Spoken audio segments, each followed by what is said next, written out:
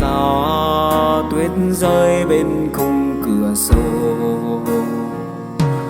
Lệ ta rơi lòng ta đau, thừa cô đơn quá dư u sầu. Tim men say chỉ mong sẽ yên lòng hơn.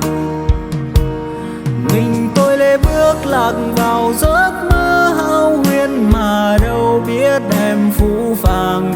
Thiên sơn đất trời ngàn bình rượu đừng vào tổn thương bấy lâu. Nguyện thân trai một đời bóng có gông chơi, mà xa gió mưa trắng màng.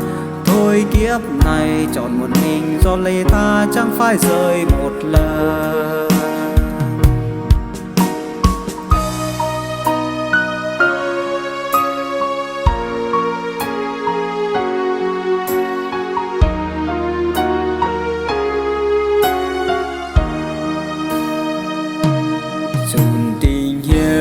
Xiên Giêsu mãi lung luốt cân kiến siêu mình với Chúa mãi Giêsu căn cơ chân yên.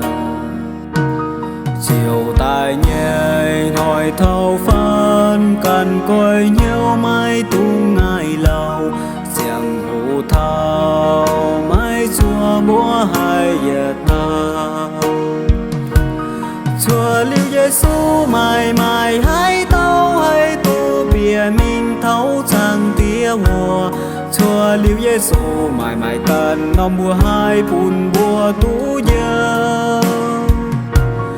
Cùng mai chiếu Giêsu đủ tâu cân năng bùn mùa tú riêng chiếng mình. Chiều năm mùa nên chiều hai như đồ tôn tay yêu bộ